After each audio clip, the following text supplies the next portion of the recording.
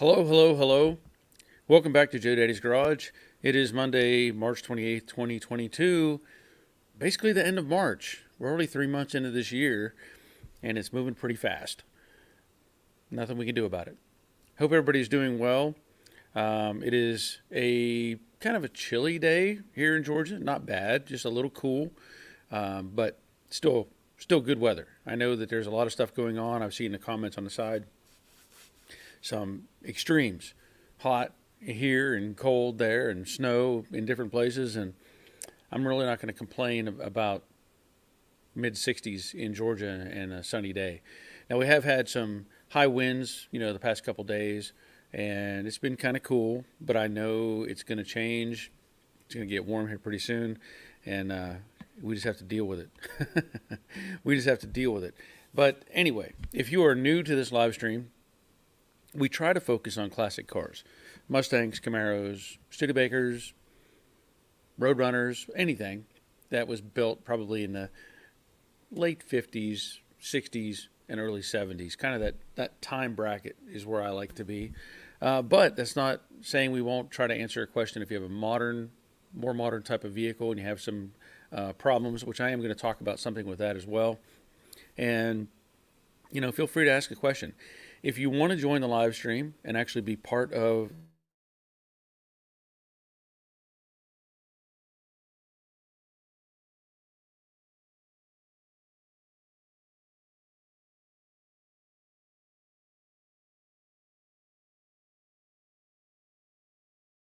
maybe not. Let me try that again. Okay. Yeah, I'm getting the weird Wi-Fi signal. Not sure why. There shouldn't be possible to get the Wi-Fi signal out here. Um, but anyway, if you're interested, like I said, in joining the discussion, you can. I'll send you an invite through the email. Let me make sure this is off too. Okay. So you may see a delay. It's been a while since we've had any issues where we've had a delay, and basically a little Wi-Fi symbol pops up in my screen up here, which you can't see, but I can, and causes problems. But we're going to drive on and try to do a good show tonight. Um, it's been a lot going on with this Camaro, and you may see in the background I have the welder that Yes Welder has sent me. Another combo machine, and they've asked me to do a video on that for their company itself, not necessarily for my channel. So that is something I need to work on. Unfortunately, as it is, that's their beta version. So if you don't know, beta is like their first test version, and they send it out, or have people look at it and see if they can find something wrong with it. And in that, what didn't come in the box is any kind of instructions. There's no paperwork. There's nothing. There's no hard printed anything. And they want me to do a demonstration video and hook this thing up and make the connections and show people how it works. But I mean, I can kind of guess at what you want me to do, but I'd rather have some paperwork. So they told me they're going to send me a file that I guess some information that I can use to take care of working on that welder. So that's kind of delayed me a little bit with the Camaro project. As you saw in the last video, we did test fit the side of the car, and today I discovered that there's probably a major flaw in that setup. Not in what I've done, but in how the panels are either made or put together, or a combination thereof, of the Dynacorn side panel. Now, remember, I bought the whole side of the car years ago, and maybe they were just kind of putting stuff out there. Maybe it's kind of like the beta version where it's like, hey, let's put this in the car and see what fits. But what I found is, and if you saw in the video, I was trying to put the front section, and I talked about it, the A-pillar coming in to fit the car. And I was like, man, why is this not moving? This should be coming together a lot easier. And then it dawned on me that there may be another interference problem that I didn't see. And I'm going to address this more in a video as I go forward. But what I found is the flange, let's say the flat surface of the rocker panel on the bottom, and the drop flange that mates to the inner rocker panel, that's already making contact. And the upper section has a gap that's like this big. And I didn't realize that till I really got into it and started measuring things. And I'm thinking, well, I can't adjust anything if that is already hitting the flange. I can't move it anywhere. Well, I know the factory inner rocker is correct. So then I started measuring some stuff. And I found a major flaw. The transition on the flange, I don't have a piece in here, but the flange coming up and then going flat and then angling the next angle. On the original piece on the passenger side, it's 2 3/4 inches.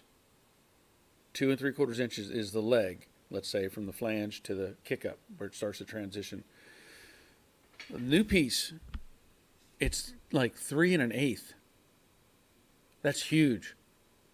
That is a huge difference. That's 3/8 of an inch, which is pretty much what I'm off at this point. What does that mean? That means I'm going to do some cutting on a brand new flange, a brand new piece, so that I can get it in the car. And I'm going to point this out because, we've run into this with the Mustangs. A lot of people have talked about where they try to put a rocker panel on and it's too wide.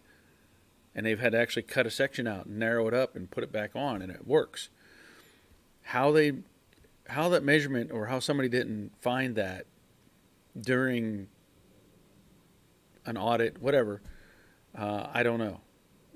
But it's something I'm going to have to deal with. Anyway, so that's kind of what's things going on in my head, right? Because I got to keep things, I can always keep stuff going and think about what is helpful and what I can share and, what I can fix. And I just keep stuff rolling around in my head, even now. So while we're talking, I've got in the back of my mind, I've got gears turning. So anyway, just kind of give you a quick update on the Camaro. But let's see who's here. Right off the top, Terry Keithley, first one in. Evening, Barry and all. Please hit the thumbs up and like button. Thank you. Yes. Oh, yeah. And I give out bells for various things as well. Good questions, good answers. Normally get a bell, and sometimes just random bells for people participating. Robert checking in. Evening all. Set up early in the shop today. Nice. Glad you're here, Robert. Bob, thank you, Barry. I appreciate very much the advice. Top of the fender already is a straighter edge. Thank you, sir. Okay. We might talk about this more, Bob. I want to ask you if it's okay to show some pictures that you sent me, because I want to highlight some things, not only for you, but for everybody else. So let me know if it's okay to share the pictures or picture that you sent me, because I want to discuss something. And what we're getting at is Bob is doing some work on his 67 Mustang known as Venus. And he was asking me some questions, sent me an email, and I answered, the questions. But I tried giving some advice based on the pictures, and I want to cover that a little better. So just let me know, Bob, and we'll go from there. Steve, good evening, gang. For a very winter-like southern Pennsylvania. Yeah, I know we're going to see some more on that in a minute, but man, yeah, it's cold up there. Robert, winter, what's that? It was 96 yesterday, but a cool 89 today and 86 in the shop. That's 96. That's scary hot for March. At least it would be if it was in Georgia. But I can tell you this: I think it was on Sunday yesterday. Last year, I had a notification on my Facebook page said it was 85 degrees a year ago. Yesterday, 85. So, it's all over the place. Jerry, good evening from Middle Tennessee. All click thumbs up. Yes. By all means. Thank you, Charlie. Thank you, Jerry. Sorry, I saw Charlie next. Charlie, hi everyone. I suppose some have seen the news and videos of the multi-vehicle pileup on I-81 in Pennsylvania. This morning, it's about 45 miles from me. So much carnage. People need to slow down in bad weather. You were right. And I did see some of that video footage. And like that one guy was standing on the side of the road, and his car is barreling down the road, hits 2 or 3 vehicles, and I guess the guy that was standing outside the car, it was his car. He almost got run over by his own car. getting pounded around. Shut this off for a second. I had put the heater on here just to get a little bit of the chill out of the garage. But yeah, that was pretty scary footage, and we've seen that before. People driving along and just become numb to the idea that the snow means something, or the weather could be bad. They're just mindlessly cruising along at high speed on the interstate, and end up in a big pileup. And I know I think there were some people died in that too. I'm pretty sure. Bob, good evening, all from Oklahoma, where we had 80s today and tomorrow, but we'll pay for it with storms coming Wednesday. Yep. Yeah, that's the trade-off, isn't it? We get these nice days, and then all of a sudden, it all breaks loose, and we end up with either storms or cold temperatures or high winds. And I know we've had that over, like I said, this past weekend, we had a bunch of high winds and stuff. Jerry, I think people need to slow down in general. I'm so tired of driving 70, 75 on the interstate, and I'm being passed like I'm in reverse. Yeah, welcome to Atlanta. Atlanta has there's no like middle ground, it seems like, in Atlanta. If you're driving around 285 or I-85 or I-75, you're either doing 80 plus miles an hour and everybody's doing the same thing, or you're moving at 12 miles an hour or stopped. That seems like, it seems like there's no in between on the interstate here in Georgia. Crash Rider, good evening from Southern Indiana. The Camaro project is becoming very interesting and unveiling some new obstacles involved in repairs of problem solvers on the job. Joe Daddy the man. Thank you, Crash Rider. Yeah, I've said it before. The Camaro is more complex. I can't say that enough. It is more complex. You look at the early Mustang where it had an outer rocker panel and a flat inner straight panel for the inner rocker, and then a floor pan. And I've always looked at that, and I've thought, before they had the torque boxes and everything, I looked at that thinking, there's nothing here. You've got a floor support holding the frame rail, and everything else is just regular thin sheet metal. When you really look at it, the firewall, the floor, or the frame rail just touches the firewall, goes underneath it, and then there's a floor support. And the only other thing under there is the cross member for the transmission. There's like nothing. And when you really start thinking about it, you're like, man, you could have, you see these, you've seen probably pictures or videos where somebody crashed into a guardrail and the guardrail broke and like punched through their car. That's the way I look at the floor in the Mustang, where there's nothing. That's why I like the torque boxes. You put those in, at least you've got some structure up there to slow some stuff down. And I'm not saying it's likely it's going to happen, but I like seeing more structure in there.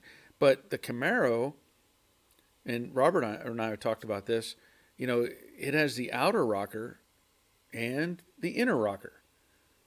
And the Mustang, they didn't do that until they made a convertible and try to reinforce it and make it stronger. So much more complex, in my opinion, between this and the Mustang. But that's fine. Everybody does something different. If you dug into a Mopar, a Cuda, or a Challenger, it might be a little combination of both. Maybe some that they use from the Mustang idea and some from the Camaro, because who knows? All manufacturers, they do stuff like that. They'll buy a car. They may, Chevy bought a Mustang in 65 and took it apart, or 66 or 67, whatever, and just took it apart. And we're like, well, what can we do to change this or make it better? They all do that. They all want to see what's going on. There's nothing illegal with it. You can't say that they can't have one of those cars. And they would tear them apart, look at them and say, oh, well, this works and this doesn't. So let's try this and change that. And in the end, that's how we got different cars over time and how they were built. Let me see who else is here. Rick Gain. Life may require changes, considering selling off completely restored 65 coupe and all tools and start something different. I understand that, Rick. I do. I understand that. Life may require changes. Yep, I do understand that. Hope it all works out for you. Denny, good evening, Barry. I picked up a Sandstorm Sandblast pot over the weekend for $350. This is the predecessor to the Dustless Blaster, as Sandstorm was bought out by the Dustless Blaster several years ago. Interesting. Interesting. I have not looked into those, but maybe I should. Thank you for that. I hope it works for you. Rick, maybe panels are different sizes so they stack nicely on the shelves. Yeah, maybe. I hope not. You would hope they'd make one panel all the same size. Dave Conville, good evening from Frigid, New Jersey. Yeah, it's cold up there. Bob, all yes, Barry, for helping me and you're helping everyone else. We're all going to learn from the best. Okay, let me show you what we're talking about. Now, this is the picture I want to discuss right here. Now, Bob has pointed out this car has minimal rust, and it had some whatever's going on here. If it looks like there was a dent in the front section of where the wheelhouse is, let's say. So in the front section, it looks like he got hit on the side, and he's massaged it out and filled it in. And I suggested in the email that Bob had sent me that what I would do in this instance, and I'm telling you this because everybody needs to know this. If you ever watched let me pull this down for just 1 second. If you watch any of the TV shows and you see them take body filler and they cover the whole car, with body filler. There's a reason for that. And I can tell you from experience that I've done it myself, and I've had to adjust my thinking. But if you look at this picture and in the midsection of the fender, so you've got the top of the fender, and then you have the upper portion where it comes down to the next body line, and then it goes back in and creates where the wheelhouse is. So that's where the bulk of where Bob's filler is, right? All the green. Now, again, I realized there was some damage there of some sort. But if you look at the crooked smiley face, let's say, that's at the lower section, right? And the upper section, you have the bare metal strip in between the upper and lower green sections, and then you've got a little gap between the upper green section. You can just see that little bit of a gap. Okay. The reason you want to cover that whole thing with body filler is you're now dealing with multiple edges. And I can tell you, I don't care how good you sand it. Most people have a tendency, even I did it when I was, learning this, you want to put in body filler and you sand it down, right? And you end up taking off a lot more than you expect. So you put more on and you sand it down, you get to bare metal. And I've said this before to a lot of people, when you see bare metal, stop. You can't take off metal. And any sanding you do around that metal, you're just decreasing the thickness, okay? So what I want to see in this instance is body filler from the front of the fender basically all the way to the back, right? Because the whole fender has it on it. And I want to see body filler from the top line, the top body line, down at least to the new body line. It's in the midsection of the fender, okay? I want to see that covered. Then you block sand. Long, small stroke pattern, okay? Sand that down. And when you start to see bare metal, stop. In fact, when you don't even see bare metal, I'm going to tell you to stop when you can see a color change. So you've got a nice green, and when it starts getting thin, it starts taking on a gray appearance, like you're getting through the metal, right? Stop. Just stop. Don't do any more. If you still have low areas around that, add another coat of body filler and sand it again. Trust me. Because what you end up with this, in this instance, where you have all the bare metal, and you have all the lines, and especially like in the back where you got that little thumbs up going, all of that will be revealed when you put on primer and when you put on paint. The reality is, whenever let's say you left that alone and it looks good and you spray primer on it, all of that is going to reveal itself. It's going to show. You're going to see those lines, all those lines. And I don't care how much high build you put on it. You want to sand that down and make it smooth. It's still there. So whenever you take body filler and you make that your base, then you don't have any change in the pattern. The body filler now creates a foundation, just a flat foundation. It's kind of, I don't know how else to put it. Like, when you're, let's say when a woman's putting on makeup, right? She doesn't just put on makeup. She puts on foundation, right? So she'll do her whole face and get it all one layer of material, basically, and then start adding colors and stuff like that to make it smooth. That's what you're doing here. You want to have a body filler foundation and just make that as smooth as possible. Even the bottom section where you got the smiley face going, the crooked smiley face, because now you've got two round sections and you got the little Nike check mark underneath that. And even though that's a small area, it's still worth it to fill that up. Now you could sand it back to like the mid section of the wheel arch. Take the round, like I have the 1-inch sanding blocks that I use, wrap paper around it, and gently roll back and forth, and get that as smooth as you can.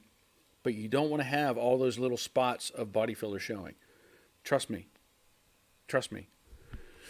Even let me see if I have another picture, and I don't know if this picture is very big overall. And let me load that one up, because he's also doing the work in the back on the quarter, and I can only see where the filler is right now, right? But you'll end up with a bit of a line at the front and the back edge. I would rather see this as a longer pattern, because that block section is pretty short for doing the full block on it. I would rather spread that filler out further, front to rear, and have a shadow of an edge. If you're going to do that, you can see the color change and have a shadow of an edge. This has a little bit too much of a line. Like if you look on the right side of the screen, I wish I could point at this, up where I have those little signs on the wall, you can almost see the light coloring on that one edge, and then everything else is pretty pronounced. Down at the lower section, you have several areas where it's kind of choppy. You don't want that. You need to have a whole long feathered edge going and blending back. So that's what I'm trying to help you with. If anybody else has any questions on that, by all means, let me know. I'm happy to try to share information like that. But I've shown this in videos too, where I've done that, and I've kind of the deck lid stuff that I did. I coated the whole deck lid on the 65, the light blue Mustang. I coated the whole thing, and then I block sanded it, and just you could barely see a color change. And I really was leveling it out and making a foundation for it. So, thank you, Bob, for letting me share that.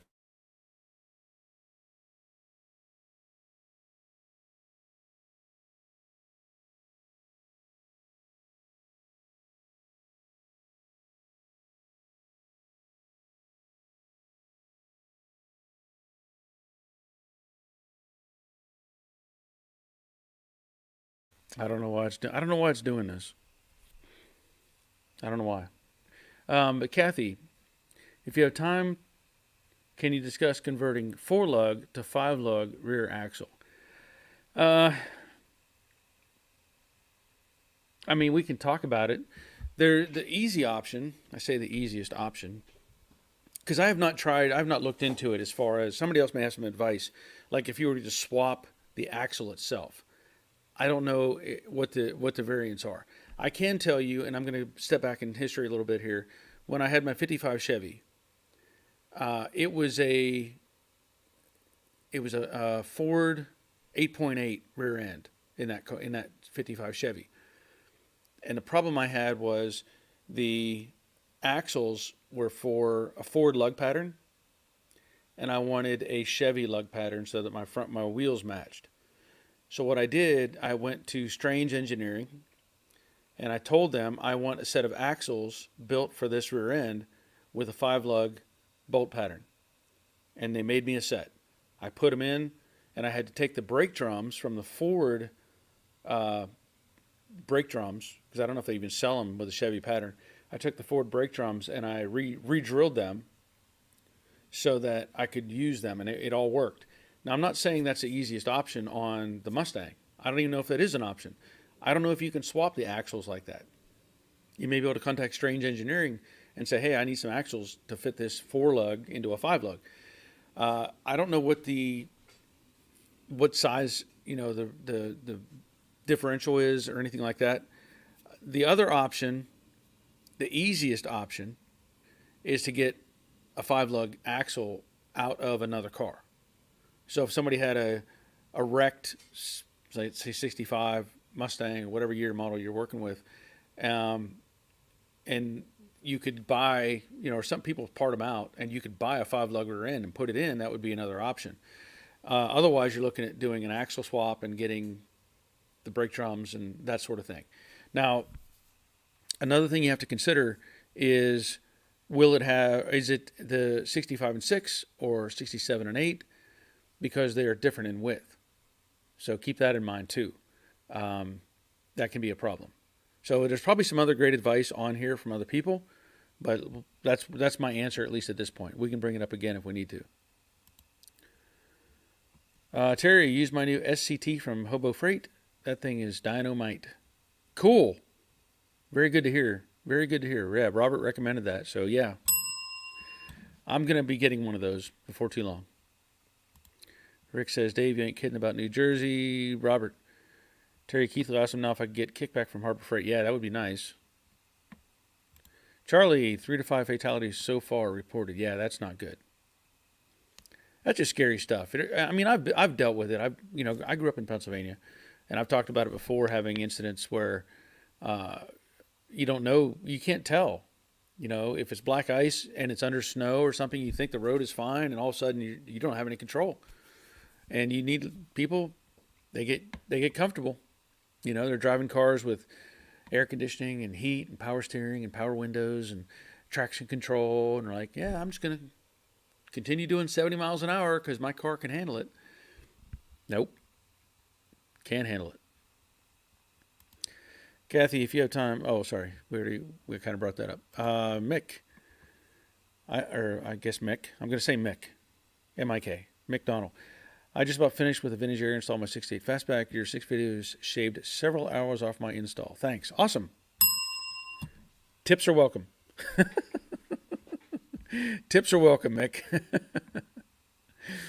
Ralph, hello from Powhatan, Virginia. Every time I watch what you do, Barry, I realize my project is doable and easier until the next discovery.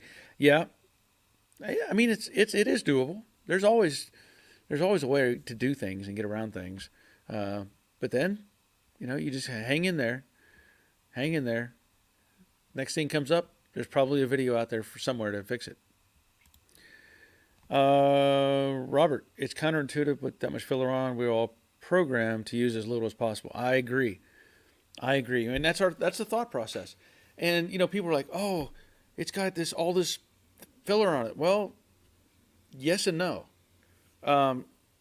What you think is an inch of filler might be a 16th of an inch, which is nothing. I've seen cars with an inch of Bondo stuffed in a quarter pan or more, 2 inches of Bondo. In fact, I had I don't know if I can find those pictures. I had somebody send me some pictures a while back that I wanted to share on here. Let me see if I can find that. I'll look for it in a minute. But it was... He had sent me pictures of the Bondo that was stuffed in this car, and it was just amazing how thick it was. I don't know where those are at now.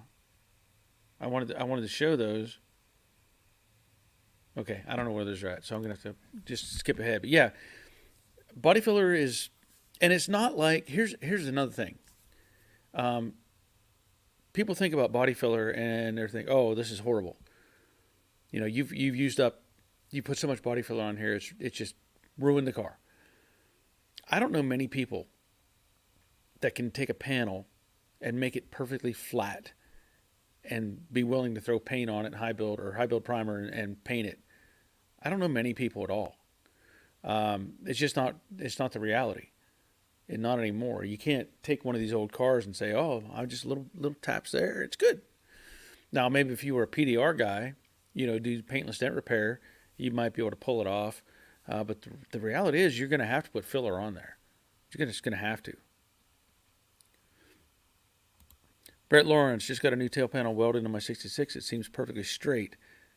Do I need to skim the whole thing? Do you always skim everything as a rule? No, a new panel, I would not be, well, I don't need to skim it. A new panel. If it's a brand new panel, you don't have that issue. It's talking about these original panels that have dents and dings and stuff like that. I would not skim a new panel. So hopefully that's one of the original tooling panels. Hopefully. Because I can tell you right now, if they were making panels for those cars that they didn't have the curve in them. They didn't have that curve. They need to have a subtle curve through the center. If you look at your deck lid, when you push it down, the deck lid actually has a curve in it. So those need to match. So hopefully you've got one that has the curve in it, because otherwise you're in trouble. Just my opinion, because I know I've dealt with that before.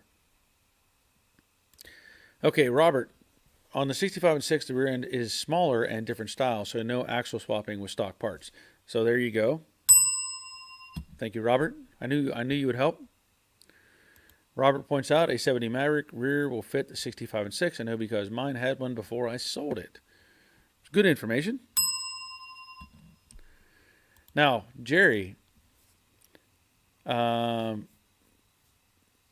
now this is a little bit different. Jerry says he's replaced both axles for 5-lug. The front was straightforward. I installed a 98 Ford Explorer with 5-lug and disc brakes and cut the left axle down and used 2 right axles. Yes. And that's another option, Kathy, or whoever it may be, that you can buy a Ford Explorer differential and modify it to make it fit. But I think they were asking more about just doing a straight swap without having to modify the axle, the housing or anything like that. So the easiest option is to find a donor car. Really, that's the easiest option. Bob, thank you very much, sir. I'll take your advice. I'll have more to share with you in the room if you. I'll have more to share with you in the room if you would like. Yeah, I mean, you can, if you have more pictures or something you want to send. Is that what you're talking about? Or did you want to join the conversation? Either way.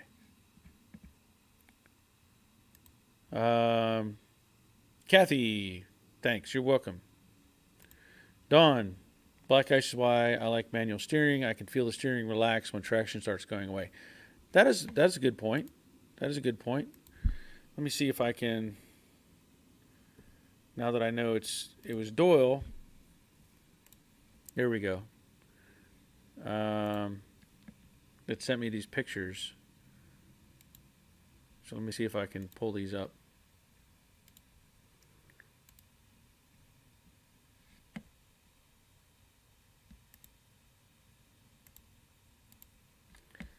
I thought there was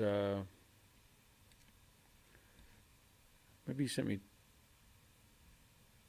2 sets of pictures. I don't remember.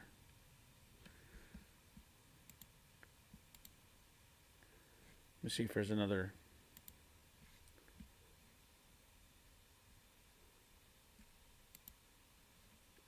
Okay, yeah. I know he sent me several emails. Okay. Yeah. Let me pull this up.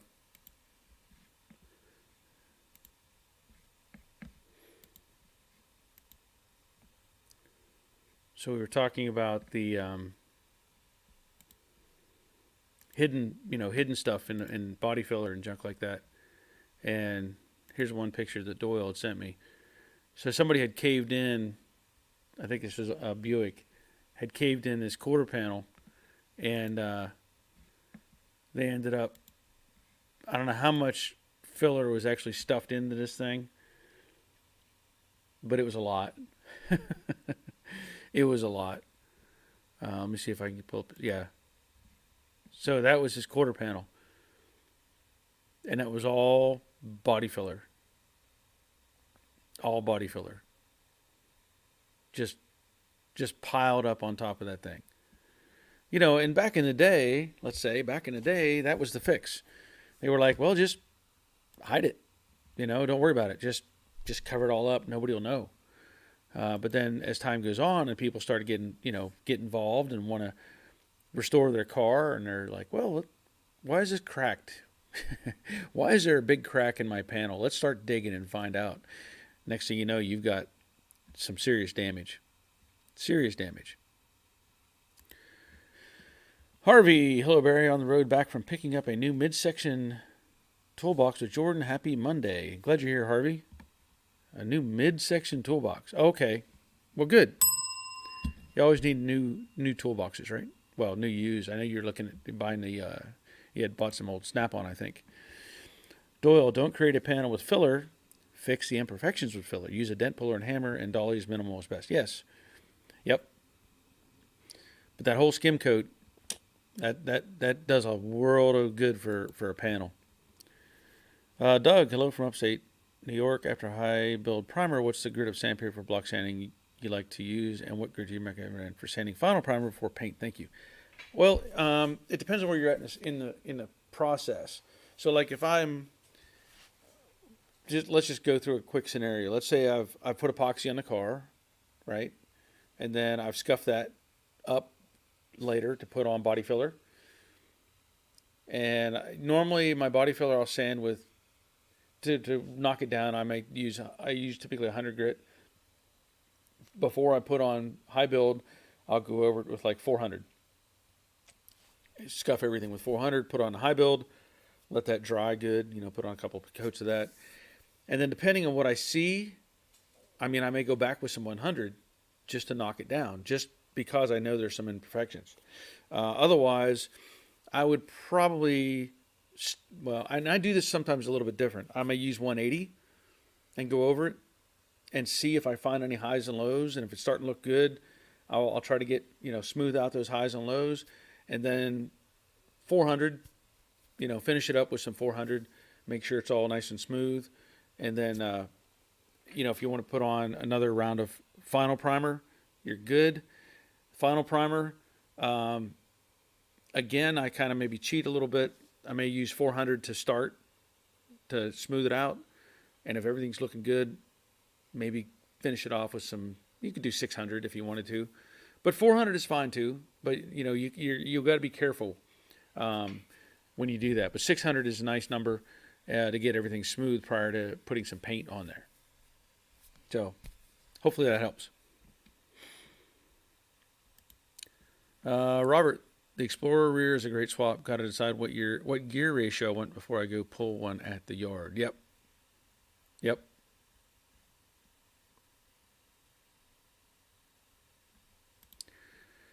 Doyle used to, I guess, add an adapter plate to change the pattern if there's room under the wheel wells. Okay, yeah. So if you were going to, like I was talking about, I had new axles made to fit my Chevy lug pattern. You can buy an adapter if you have the spacing. If you looked at my the Jade videos, there is a wheel spacer in there that is because the rear end is narrower than it should be, and so the wheel spacer is like inch and an eighth or something. So you could actually buy a wheel spacer. I wouldn't do this with the 4 to 5 lug conversion. It's more simple with a 5 to 5. But you could buy one of those and have a Ford pattern with a Chevy pattern on top with the new studs. And you just bolt that on. But there's got to be room for that. And then you end up, you may have to compensate with the offset of the wheels. So it can become, more complicated. But that's not a bad idea. Brett tried to find original tooling, no longer available. There's a subtle curve, lines up well enough with the trunk. It took some creativity to get in there. First welding project, I'll send a pic. Okay. That'd be great. Send me a pic.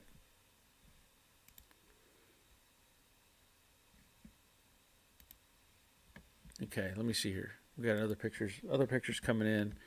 I'm gonna see if I got to delete a couple things here. We were talking about the Sandblaster earlier, and Denny had sent me a picture of that sandstorm. Let me pull down a comment quick. So that's a big machine. That 350, that's probably a good deal. Hoping everything, is in good shape and works well.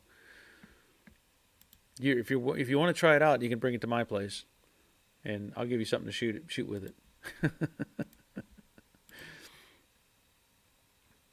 Let's see. So Jerry was talking about to Dawn's manufacturer. All right, Mr. Cyrano says, "Wow, okay."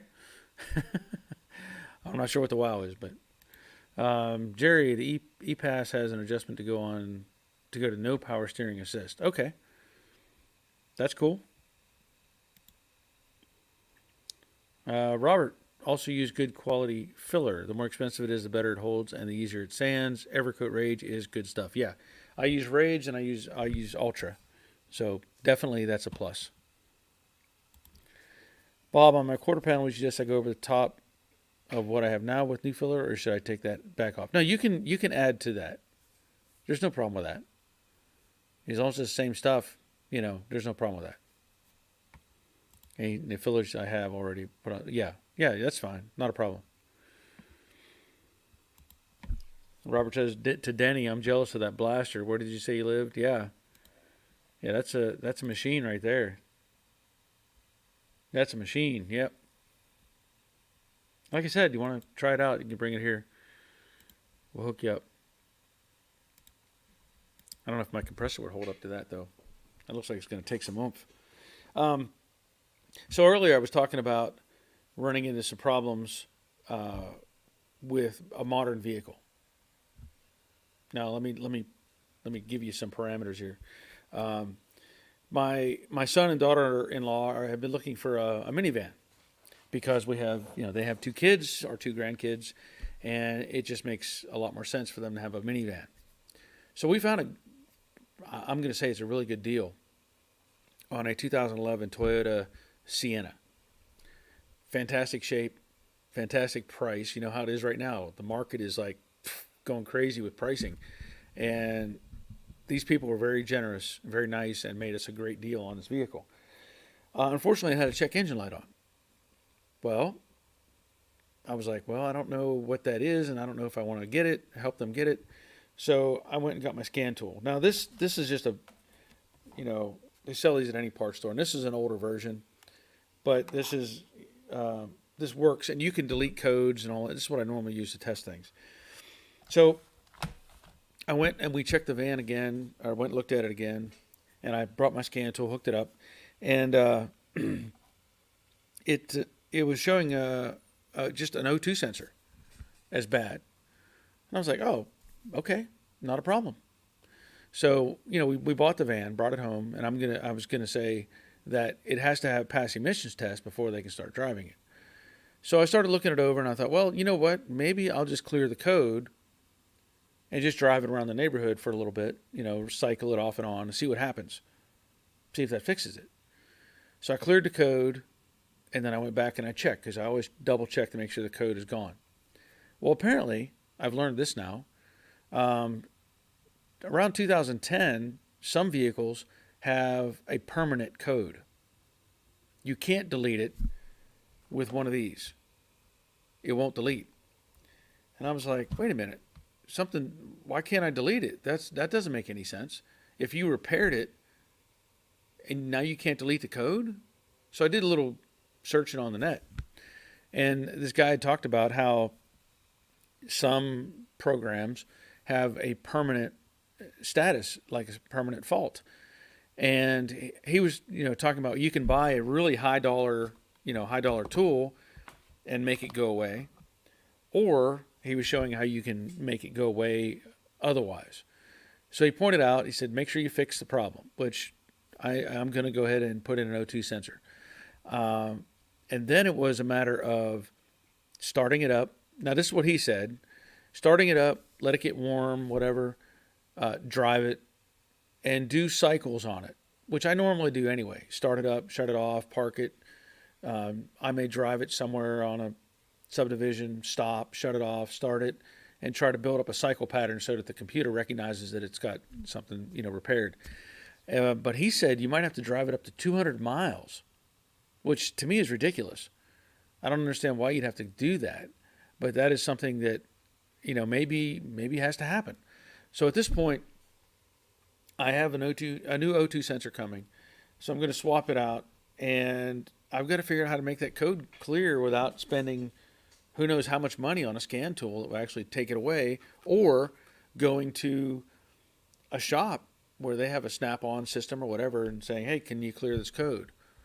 I don't know what else to do at this point. But that is just something to think about, that not all vehicles, even though you have a tool that will do the work for you, not all of them will accept that process.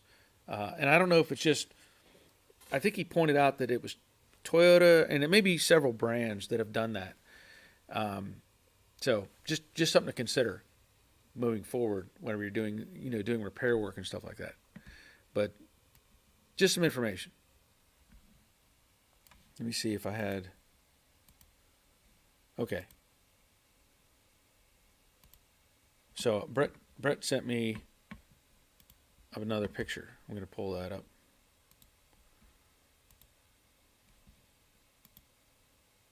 Let's hope that opens correctly. He was talking about his tail panel. So here's a shot of the tail panel. Yeah. That looks pretty good. Now, without really, I can't enlarge that picture very much, but I mean, it looks good to me. Looks like it's got the right curve. Can you tell us who made that panel?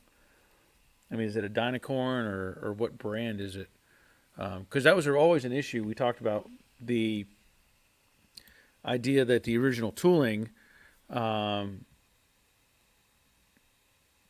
they don't sell them anymore.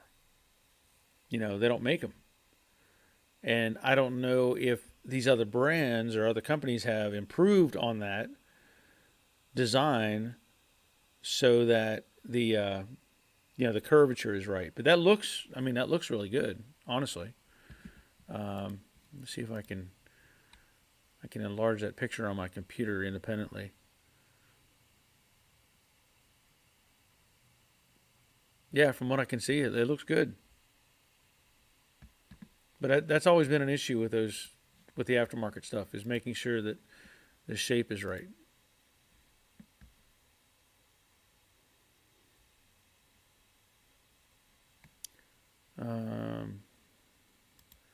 I just got another email trying to figure out what.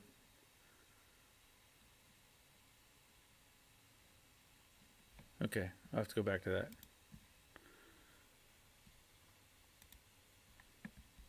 So Ed has sent me a picture.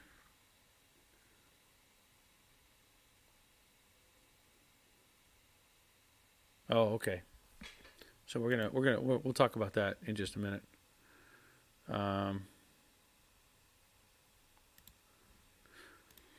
Let me download this picture quick. It's a sharp car.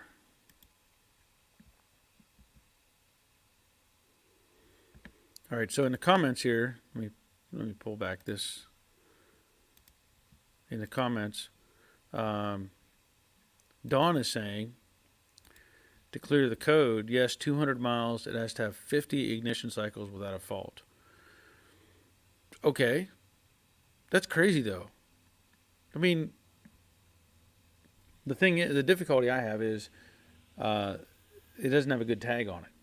So I'm going to be out, driving the thing around 200 miles, 50 ignition cycles. That's a lot of work. Make that happen. And it's got him a weak fuel pump can cause an O2 code. Well, I guess it can. Yeah. I would think it would cause it on both though. This is a V6 model, so it's got 4 sensors. This is the downstream. I would think it would cause it a problem on both the downstream ones if it was the same thing.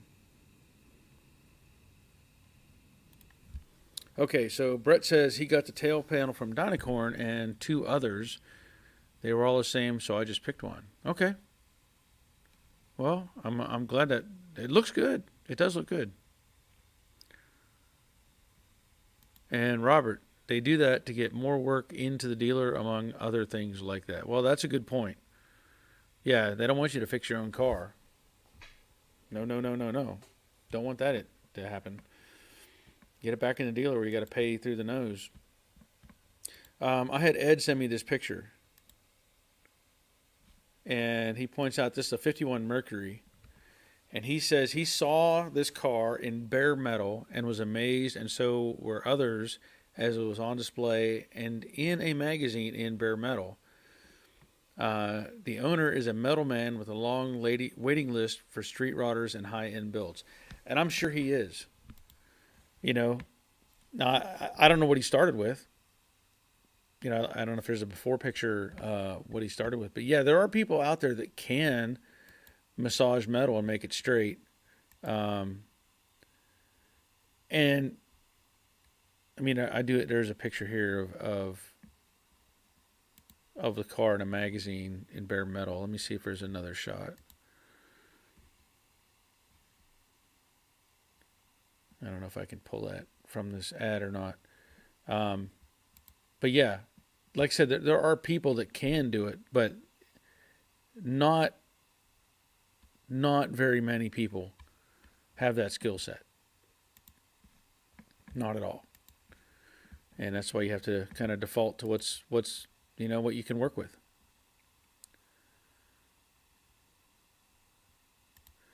Dawn, the light should go out, but the code will remain. It should move out of the hard fault library. Yeah, that's what it is. The light's gone, but it is in the history. It is. That's what I'm saying. It's got a permanent on the scan tool. It says it's a permanent code. So, yeah, I'm going to swap the O2 sensor anyway, and then, I thought in some instances in the old days, let's say, old days, not old days, but old days, you could just disconnect the battery and let the computer reset. I don't think that'll work on this. I think it's more of a permanent type of thing where it's locked in until it truly clears. Terry, may I suggest a piece of black electrical tape over the check engine light? Yeah, if only it were that easy. You can't pass emissions if they scan it though. That's the problem. That would be the old days you could do that, or take the bulb out. And Dawn says, and we'll pass emissions test hopefully. Yeah, hopefully. Simone, hi Barry in chat. Just a quick hello. It is almost 1 a.m. Yep, glad you're here, Simone. And Doyle, what is the best media to use in a handheld sandblaster for heavy to light rust? Looks like my lower cowl on driver's side will need it. That is a good question. I think what Robert suggests using glass, I think is what his go-to is. But there's a variety of stuff out there. I can't point to one and say this is your best option, but I know glass is one option. And then there were several others, and we probably have some people that can give us some good information over here on the side. So there you go. Mr. Cyrano, find black diamond from Tractor Supply. So there you go. I knew we'd have a good answer. Thank you, Mr. Cyrano. Appreciate that. Hope you're doing well, man. I haven't seen you on here in a while. I know that we've talked and chatted before, so hope all is well with you.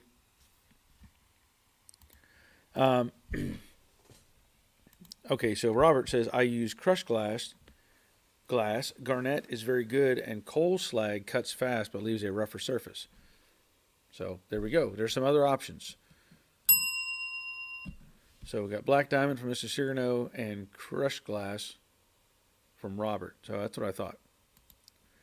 Yeah, I've used, I have a pot over there that I've used, and Honestly, I used like kids' play sand in it. Probably not the best choice, but it worked. It's cheap stuff. I made sure it was dry. Take a little extra effort to make it work, and sometimes it would clog up. So not the best thing to use, but I was able to get by with it. But ideally, I need to get better material to use. So, shot of coffee.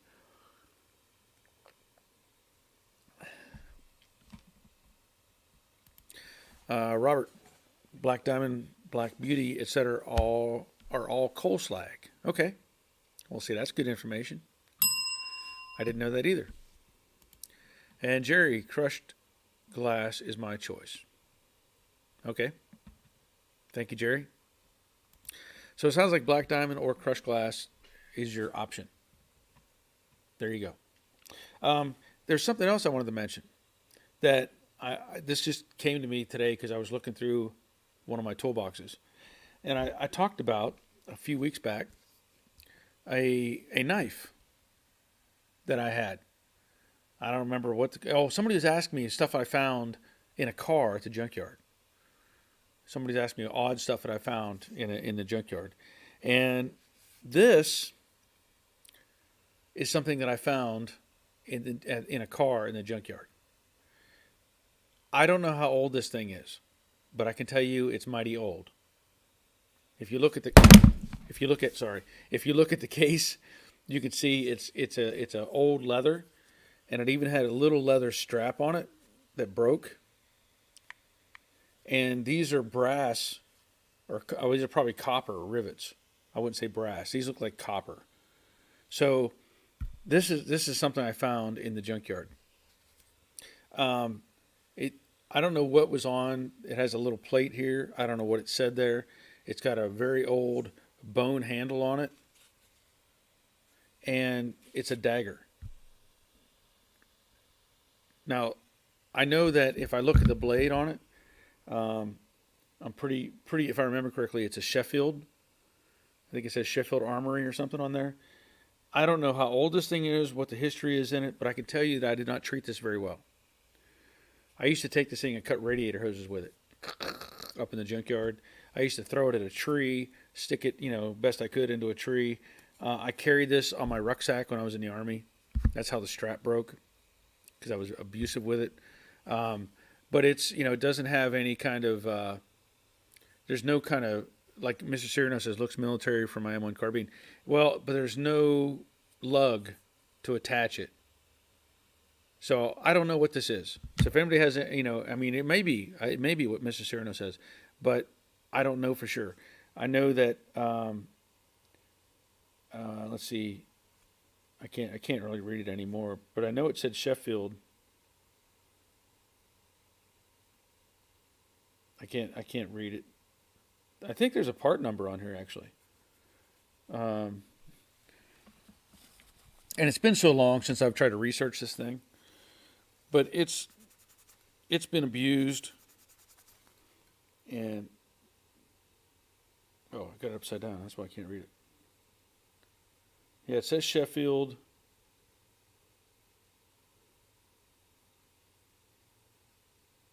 I can't read the rest of it, but I know Sheffield is the name.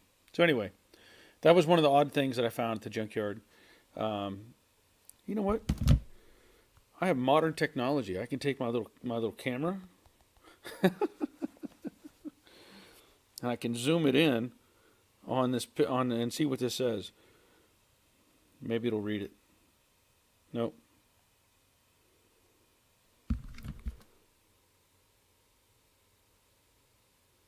Yeah, it's got a part number or something.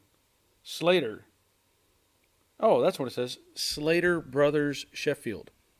So whoever had that as the answer.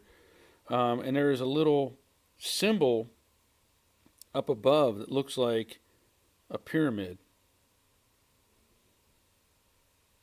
It looks like a little pyramid. So, like I said, this was just something that I found up at the junkyard, and whether it's worth something or not, I don't know. I actually had somebody make me a new sheath for it.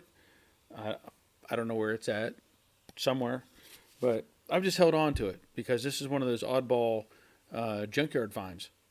And is it worth something? I don't know.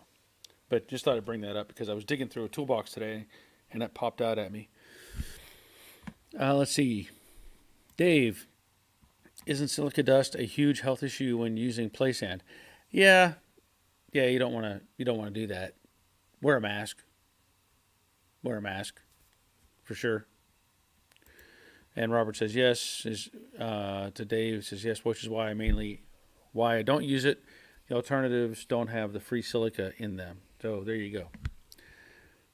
And again, Mr. Sirena says it looks like a military .41 carbine. So I don't know. I haven't researched it in quite some time, but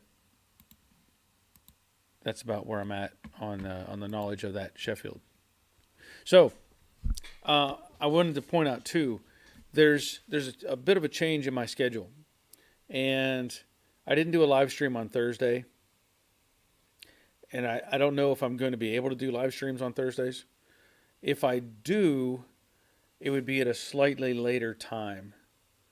So just letting everybody know if I do that, because right now my schedule is slightly different, so we'll have to see whether I can pull that off or not. Doyle, probably made in Sheffield, England. Probably. And Ralph says Civil War era boot knife. Googled it. Oh. So maybe it is interesting, let me tell you, when you're a teenager and you find a knife, you're like, hey, I can do whatever I want with this thing. Nobody cares. But it's got wear and tear. You can see it's been around, and even the bone handle is worn down from people who knows what with. But I used to take this thing and just abuse it. And now I just kind of like, well, it's kind of cool. I'm just going to let it sit aside. So maybe I need to maybe I need to find that link then, Ralph, and see what pops up, because I've never. I probably searched on here on the internet years and years ago, but never really found anything. But that makes sense. Okay. Anyway, so I was talking about Thursday. Again, slight change in schedule, and if I do it, I don't know if anybody's interested, because I'm trying to do that time frame for people in different parts of the world that can join in, like Simone. So if I were to make it, let's say 4 o'clock, is that reasonable? Does that make sense? Or should I just not think about it too much? I might be able to do it at a 3:30 time. I might, but odds are I'd probably try to keep it at a normal, kind of 4 o'clock or something like that. But anyway, anybody else have any input? Anything you want to talk about? Any suggestions or questions? I don't have a whole lot on my topic list. I've kind of gone through my mental checklist and talked about some things. But if you want to join the live stream, you still can. We can put you on here if you want. Let's see, Mr. Cyrano, if you got the name, just look on eBay. It doesn't match any of my military blades. Okay. Yeah, it's a different type of thing. And Ralph says Google image same. Cool. Okay. Yeah, I really I haven't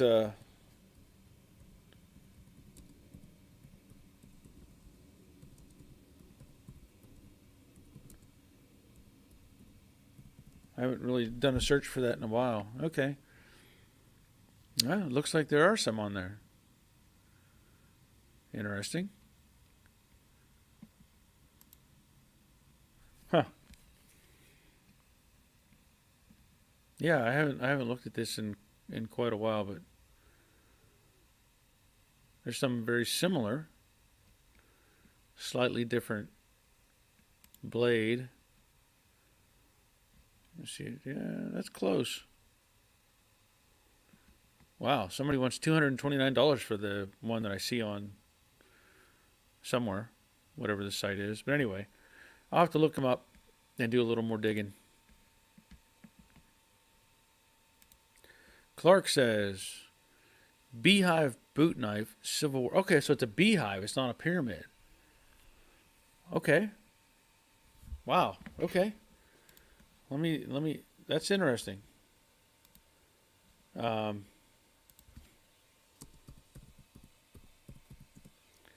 I didn't realize it was a beehive.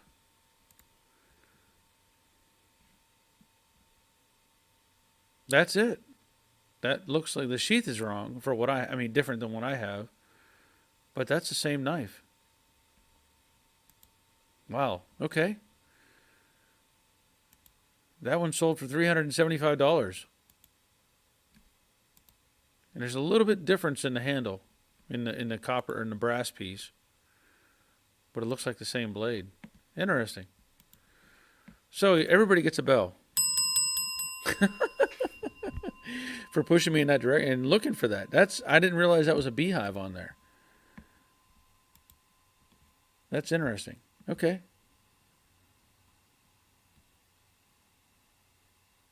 Yeah, and there's another one on there that has the exact same look to it.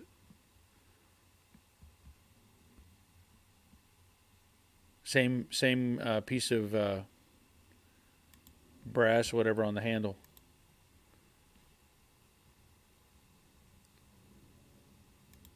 Interesting. Now I know. Silverware or boot knife. Harvey, do you plan to take Jade to any upcoming shows? That's a good thought. I don't know. There is our first cruise in of our first cruise in will be this coming Saturday. Yeah, I really hadn't thought about it very much, but yeah, they do locally. They do two cruise ins on the first and the third Saturday of the month. I could possibly take it.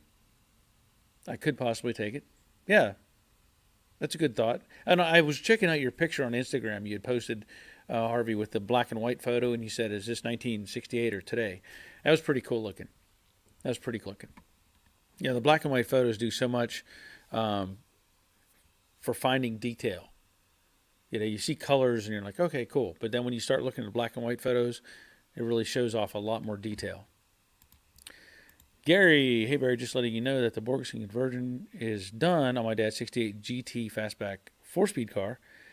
After trimming on the modified clutch linkage from Open Tracker Racing, all is well. Okay, good. That's a plus. That is a plus. Good for you. Ralph Burrows, the brain trust at work. Yeah. Well, I didn't realize that was a beehive. Like I said, I thought that was looked like a little pyramid, but that makes sense. It was a beehive. Again, thank you all. Robert, how much flack am I going to get if I go with a 327 rear ratio with a over a 373 or 411? I have a 373 in the El Camino with overdrive and taller tires, and it's annoying on the freeway. You're not getting any slack from me. Jade's got a 300 in it.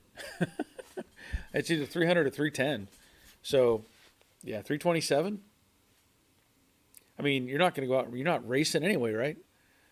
You're just driving it around. So it's not going to matter much, unless you're wanting to go out and do some hot dog stuff and impress all the girls. Have Jerry out there. Look at my car. I'm doing burnouts. Yeah. I'm happy just to drive a car around and be. I don't need to do any hot dog stuff. But it was something else that I know I had something on my mind. Not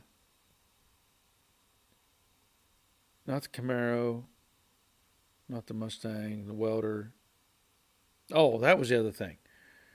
I'm working on. I need to get this welder together and talk about it. And there was no paperwork in the box. And the other day, I got a package in the mail, and it's some little, almost looks like not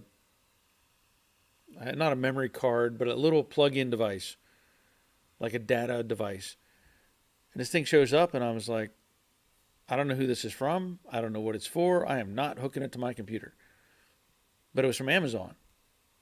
And I contacted Yes Welder and I said, did you send this to me? And they said, yes. And I was like, oh, okay. It turns out it's a firmware update. That's how they send it, with that little chip, whatever thing. And I was like, okay, now I'm okay. So I'm trying to get more information on that and get it taken care of. Simone, I was due to be at a show, but I have removed the steering rack and wheel hubs to add poly bushings and bearings, then paint everything before it all goes back on. Okay. Well, hopefully you can get it all together for the next one. Robert, she wants to go on trips with it. Lower RPMs make me happy noise-wise. That's true.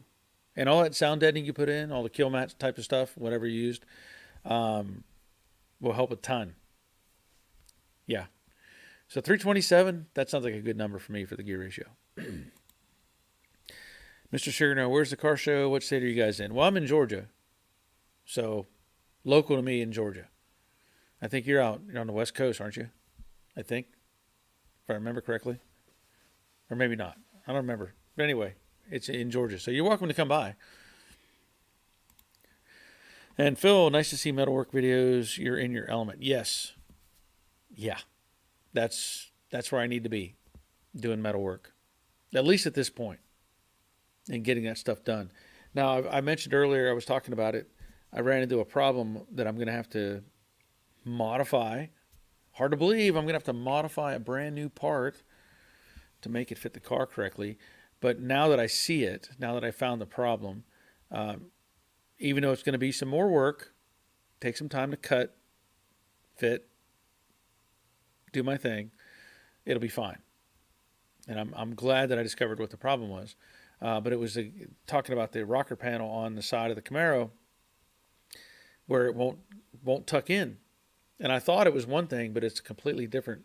It's where the flange of the rocker panel meets the flange of the inner rocker panel. The drop length from flange to the kick up on the lower part of the rocker panel, the flat section, is off by like 3/8 of an inch. So I'm going to have to narrow that panel by 3/8 of an inch so that it can tuck in and take care of all those gaps. But now that I know, that's part of it.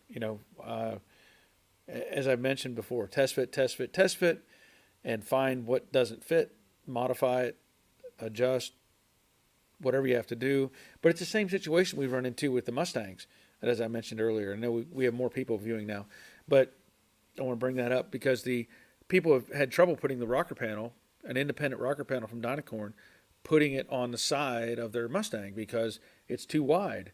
And they've had to cut a 1/4 inch strip out of it. Why? I don't know. You'd think if they had a template or a pattern to follow that would go, okay, well, here's the measurement. Here's this measurement. It's not that hard. It's not that hard. Robert, now we know why they sell it as an assembled side. Their parts all fit together fine and probably fits as an assembly, but the parts aren't made the same as OE. That's, you know what? Now that you bring that up, I need to verify the inner rocker panel, don't I? But here's the thing. If you offset the flange of both panels, something's not going to line up. Something's not going to line up because if the flange is offset 3/8 of an inch, if you make the inner rocker 3/8 of an inch longer and the outer 3/8 of an inch shorter, that's going to create an offset where the fender overlaps.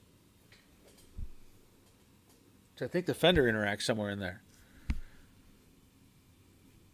Yeah, I'm gonna do some more measuring. Good point, Robert. Good point. But also, like you just said, the floor would be off. Now, I know from experience that I put in a one-piece floor pan in the black Camaro,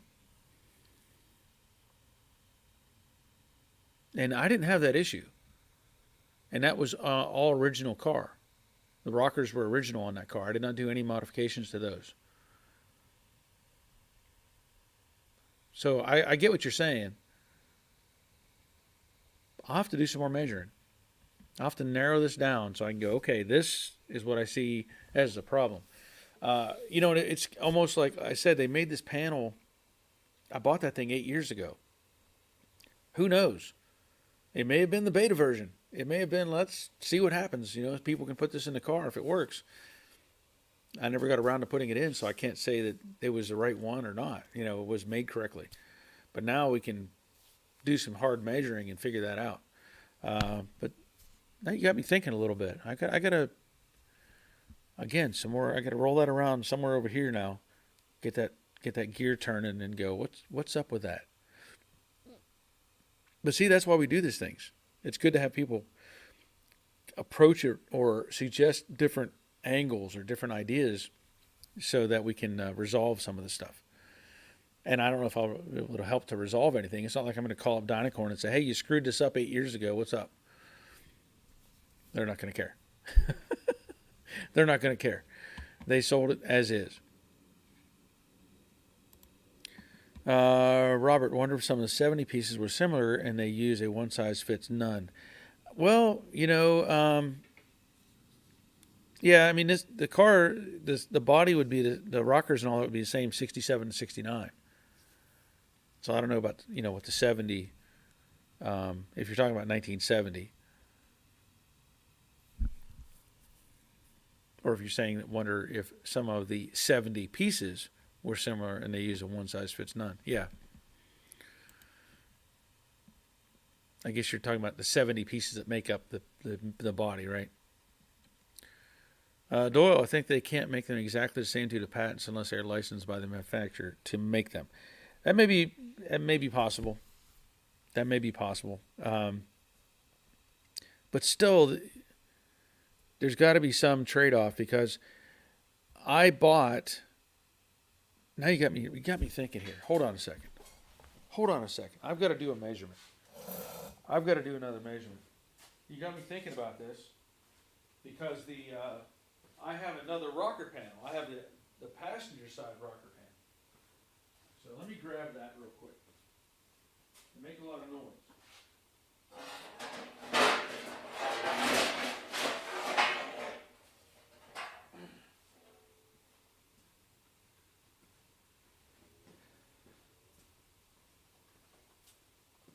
Now, I don't know who made this panel, honestly. And there's other panels, they just have a Dynacorn sticker on them, or DII. So anybody could have made it, as we talked about before.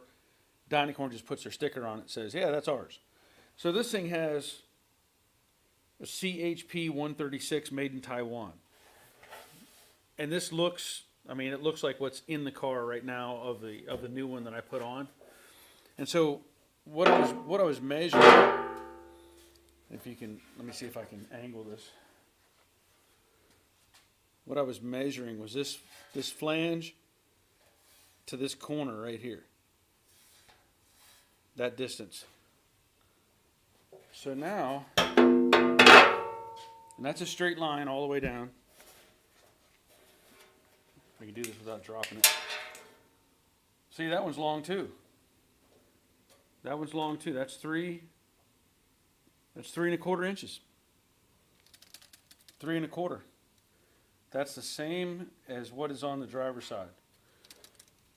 3.25. So when I measured, in fact, that might be a little bit longer. So if that's a replacement panel, then it's going to change everything on this side too. That's not good. So I'm just going to do, since I'm here, and I'm going to measure this real quick, on the driver's or passenger side, just to verify that I'm not losing my mind. Yeah, it's like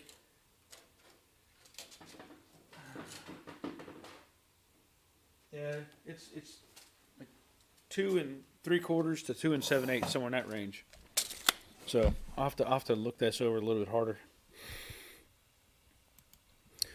Robert, replacement parts are allowed under a few laws. The only thing they have to license are the logos. Well, there you go. That makes sense. That makes sense. Andy, does anyone know if anyone sells a patch for the rear portion of the outer rocker panel for 6768 Mustang? I've seen them for the front section, but nothing for the rear last 2 inches of mine are rusted. I don't know if they sell it for, I know they sell it for 65 and 6. And if they're doing the same thing, that rear patch section, don't buy it. If it's the same kind of idea as what the 65 and 6.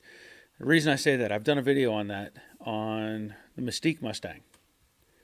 I hate to say this to you, but if you can buy an 80% skin, I think it's called 80% skin, and cut off what you need, then you're better off, because the transition they use, at least on the 65 and 6, the transition they use where it comes down the body line and then goes back up or whatever, on the generic patch panel that I've seen, it's designed to just like slip over your damage and you weld it in and cover it up with Bondo and hope for the best. But it does not follow the transition of the body line correctly, and it doesn't create the shape of the bottom of the quarter. So what I do, I would buy an 80% skin, cut off what I need, and just deal with it. Because I don't think anybody else makes that piece independently. And the only way you get it is on that big panel. So just saying. Just saying. Robert, wonder if they were leftover parts like J.C. Whitney used to sell that were meant to go over the old piece. You know, I don't think that's an option. I'll have to do some more measuring. I'll do more about it on the video that I make. But there's too many extra pieces. So when you look at this, if you were to slip this over, you've got this whole front section. I know it's hard to see this. This whole front section, which would have to overlap internally where the, let me see a picture of this. I turn this around. This is the front. So it would have to overlap what is already there. You'd be building this up really thick. In the rear, the same way. This is where your wheelhouse makes contact. So you'd be changing the length as well with these flanges. So I don't think that's the intent. I say that, but I'm pretty confident that's not the intent. Because it has flanges like that on the front and the back, and they would have to extend the length of it to make it work. So I'm going to say no. Michael, well, maybe it's made to be a slip over the OE. Yeah, I don't think so, because like I said, the flanges you would change dimensions lengthwise with the flanges that are on there. So Simone says, good night all. Good night, Simone. Glad you were here. Hope all is well. Have a good week. Andy, I was hoping for something I could just butt weld, ideally an identical profile shape. Yeah, the thing is, like I said, if you look up my videos on the Mystique Mustang, I did just that. I tried to use a panel that was provided to me by the owner, and it was designed to slip over, and it was horrible. It was just horrible. It became a patch panel for other stuff. I just threw it away. And like I said, the only way that I've seen those is either one, you buy a full quarter, or you buy the 80% skin that is designed to be cut up top, and you just have to work your way, below that. Colin Magruder, thanks for the Jade series. I've been watching them a lot lately as I have a 6.6 coupe with no driver quarter panel or wheel housing. Putting your tips and tricks to good use soon. Okay. Well, I mean, Jade is a good series, but you can also look at the Mystique Mustang, the 65 that I did. And I did a few interesting things with that one as well, especially on the driver's side quarter panel. So you can look at that. Also on the passenger side, somebody was asking me about this earlier today in an email or something. Andy, hold on a second. Oh, hold on just a second. Let me finish this up. But somebody's asked me if I've ever made an arch lip or something, that it needed to be made for a special car. It was a Buick or something. And I kind of gave them some ideas. Like, well, I think it was on one of the videos they commented. Um, you know, there's ways that you can make certain things. But anyway, let me just tell you, if you look at the Mystique videos, that's more relatable to the 65 and 6. But what I was getting to on the other one, they were looking for a wheel lip or a wheel well, or out of wheel housing shape for like a Buick or something. And I was commenting that I've seen people in the old days, like 55 Chevy, you would create a wheel arch. Well, one way they did that was they would take like rebar and they would bend it to make a shape that they wanted and then weld it onto the car and put filler on top and just kind of make it rigid. But I know I've seen it somewhere where somebody took some conduit and bent it to follow the shape of the wheel arch and then cut it so that they had the lip that they needed, if that makes sense.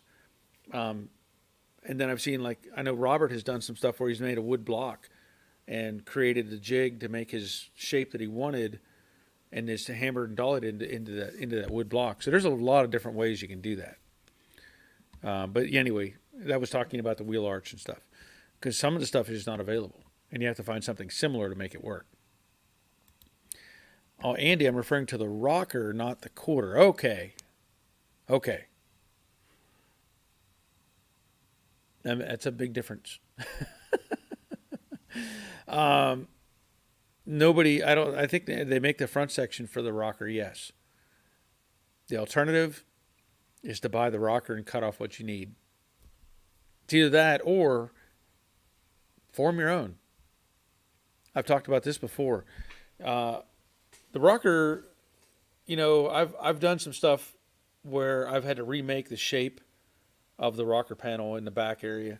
And if you just had, let's just put it this way, if you had the right gauge of metal, you could make the bends that you need in that metal to make the shape that you want. I say bends, but you could also hand curve it. Like I've used, depending on what you have available, I've used like a drive shaft to create a curve, just to push a piece of metal around it and get the shape that I need, and adjust it as needed to make that curve happen. Or something like an old fire extinguisher, or just something that gives you that shape. And then once you get it kind of in place, you can weld it, kind of push it around and get it in there. It takes some thought process, and like where the rocker panel, where it comes back and it curves, comes down and follows the wheel arch and then kind of curves, I would make that independent and make it flat and curve it, cut the metal of the new piece so that the flat piece curves around it. You just have to kind of envision it in a different way. You're looking at, people get hung up on the idea that, well, this has multiple angles and stuff like that. If you break it down into one zone or one panel, instead of having this curve section that has another bend, you create the curve section by itself and then you build the other pieces to it. So I've done this with like the doors. When I rebuilt the front of the doors on the 65 and 6, especially on Mystique, I think it was, that was rotted out. Well, it's a very complex angle. It's got a flat spot and a curve that curves to the shape of the door opening, and then another flat spot and another curve. I break it down into individual pieces. So I repair the flat spot, build the curve, build the flat spot, build the curve, and then blend everything smooth. So there's a variety of ways you can do that. Shopcat, hey everyone, cheers Barry. Since we last chatted, I finally broke over 300 subscribers and picked up a new, 1970 riding mower project. Awesome times. Good. Give you a bell for that. William, go take a look at Fitzy's garage. The guy can make anything, including panels he forms before he cuts it off the vehicle. Yes. Yeah, I've done similar things to what he's done, but he does that more often, and I can appreciate the stuff that he does on his channel. Thank you, William. And he was talking about the comment was for Colin, by the way. Yes. Harvey it says, Andy, I purchased a full outer rocker from CJ Pony section in about 15 inches on the right side, and it was a good fit. I use about 3 or 4 inches to make a inside reinforcement. That's another thing. You can make a sleeve or an internal flange. So if you're doing a long patch, 10 or 12 or whatever inches, you can take the curve left over from the rest of it, cut off 3 or 4 inches or whatever, slide that into the front section, trim it down just so where it follows the curve, spot weld it to the, from the outside, and then when you bring in your new piece, butt it up against, you can weld that and weld it to the extra piece. So good advice, Harvey. Doyle, I was going to make my lower patch panel myself. My core support where the battery box is almost gone. New core, $2,586 plus delivery. You know. Wow. Yeah, yeah. See, that makes it hard for the industry. Like, somebody had to build that. Somebody had to design and, copy a core support to make that work. Had to justify the cost of making those pieces. How much did they spend if they're trying to sell these things for $2,500+ each? I could see $400 or $500, as a good price. $2,500? That's outrageous. So you look at the idea. Well, we're going to make it for this car, but we're going to produce 500 of them, and the net return based on what we spent on tooling. Maybe they're trying to recover as much as they can off of 10 of those instead of 100. I don't know. That's crazy. That's a really high price. Colin, thanks guys. Looking at Fitchies and the Mystique series next. Okay. Yeah, I did. I don't know if I have any. I don't know if I did any rocker videos. I know when I did the years ago. I've talked about this before. This Mustang, the '68 drag car. That this car has 31-inch tires on it. So I had to hand make, or let's say use various pieces to create the wheel opening. So like here's a shot, and I had to use like 2 or 3 different quarter panels to get the curvature of that arch the way I wanted it. I would use a section and a section and a section and piece them together around the wheel opening. And I put in a new rocker panel on this car, and you really can't see it very well, but I had to shorten the rocker panel because the wheel arch was bigger. And so I cut off the flange or the back section of that rocker panel, and then I made my own. I don't think I used the lip that came with the rocker panel. I think I made my own and hand formed it to follow the curvature, and it turned out really nice.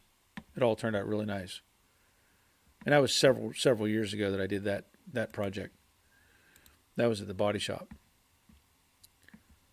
Let's see. Andy, I like the idea of using a backer reinforcement. Definitely makes the welding easier since there's no fear of blowing through. Yes. Yeah, definitely helps.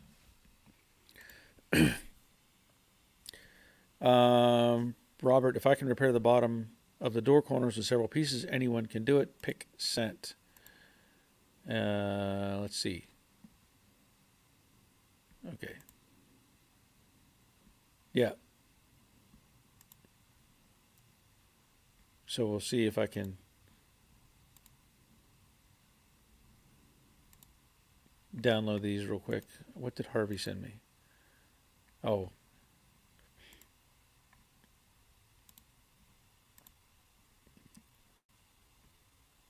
Let me see if I can get these in place.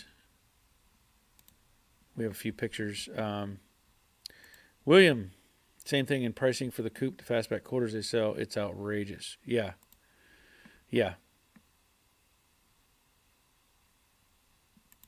Kevin Smith, loving your content here in New Zealand. Well, thank you, Kevin. Appreciate you. And Rick, I got distracted for about an hour. Can I have a recap of what I missed? I don't like watching the video later because I'm always tempted to comment. Okay. Blah, blah, blah, blah, blah, blah, blah. Knife, blah, blah, blah, blah. Sheet metal, blah, blah, blah, blah. Measure, blah, blah, blah, blah. That's the best I could do. Let me see if I can get these pictures up that they sent me. Hold on a second. I've got to delete some stuff. So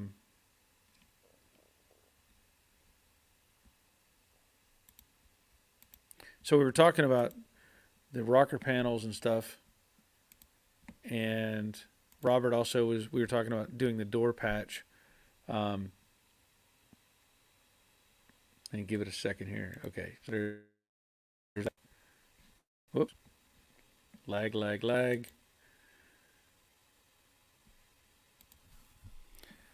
So let me pull this back down here for a second. So Robert has sent these pictures. See if it'll show it. And I was talking about the door patch that I was saying, you break it down into different pieces. And so there you see, you made a patch for that area. And I have videos on doing this as well, making these patch panels to fill in the damage. So, and the other one we talked about was Harvey. So let me see if I can get these pictures up as well. So we're talking about the rocker panel. So that's where he was talking about putting in the patch.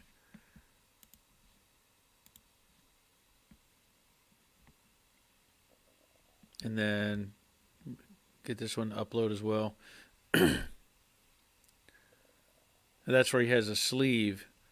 So you can see where he used the internal or the leftover piece of the rocker panel and created that internal overlap. I don't know if both pictures show that. Yeah, just two different shots. So, good information. Thank you, Harvey. Oh, wait, we have one more picture. See if I can get this one to go up too. Whoops. Try one more.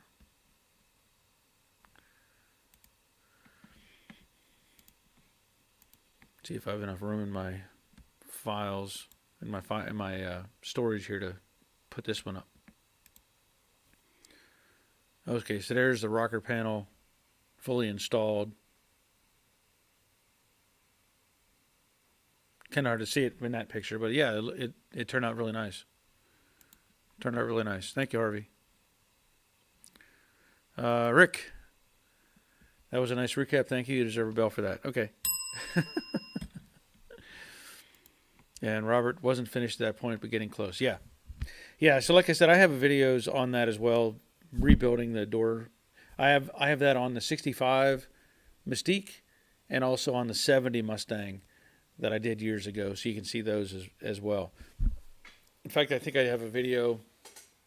One of the more odd things that I created was on the blue 70 Mustang. There's a vent opening in the kick panel, and at the time I didn't know or whatever, but it was rusted off. The whole flange was kind of in bad shape, so I handmade that whole opening and welded it in. Then I found out they later on they made those, but mine turned out really good. Terry, what do you typically use to protect the interior of the rocker panel before sealing it off? An easy thing to do is use some Pour 15 or Chassis Saver. You can just brush it in there. Now, another thing that I've done is I think I have it on. There's like some sort of video I made, like bodywork tips or something. I made several years ago on Jade, on the Jade series. I took a generic like syringe, and when I had the cavity open at the back, when I was rebuilding it, I'm pretty sure it was Jade.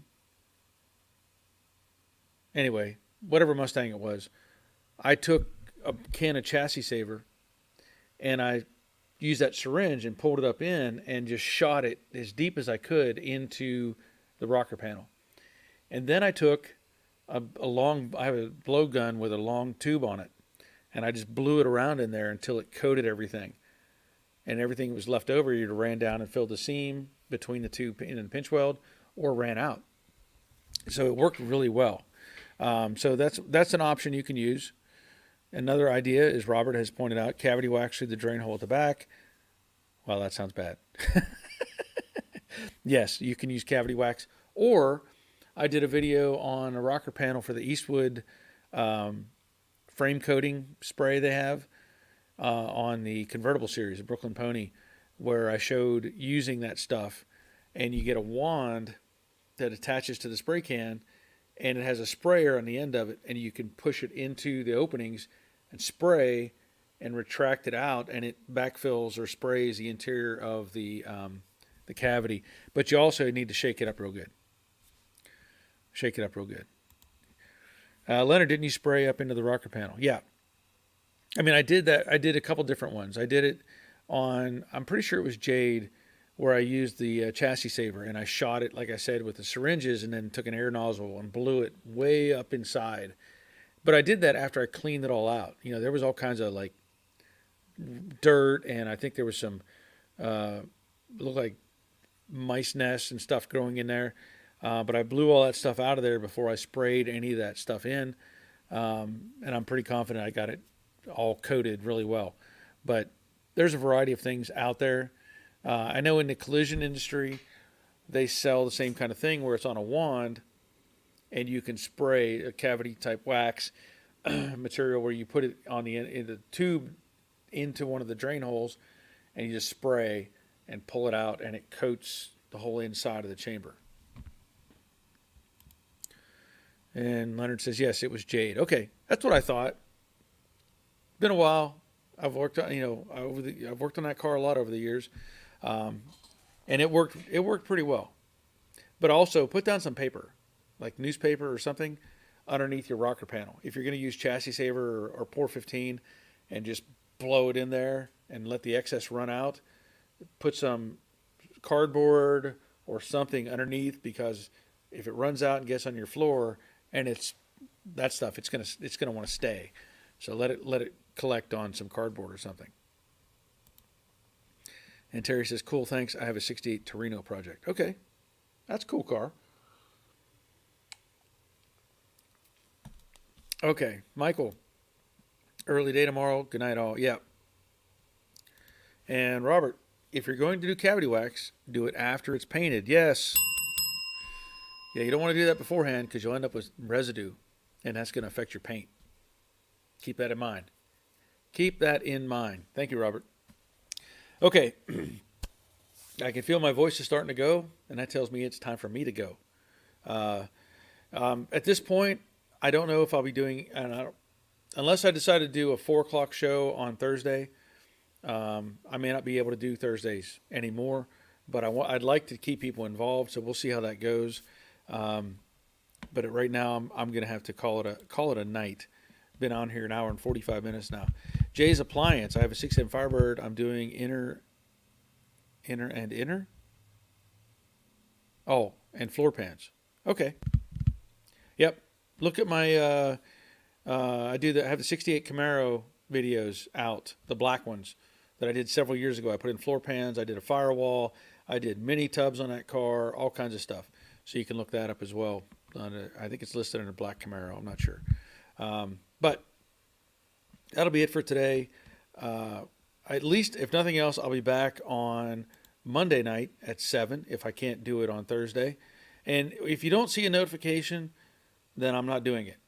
Just put it that way. Usually I try to get, I try to post it and have a notification pop up so that everybody knows that I'm going to be doing this. But if you don't see that, then it's just not going to happen. But I want to thank you for being here. Thank you for participating and helping make this a good show. We had like 90 people at one point, which is fantastic. But that'll be it for tonight. And until next time, take care of yourselves. See ya.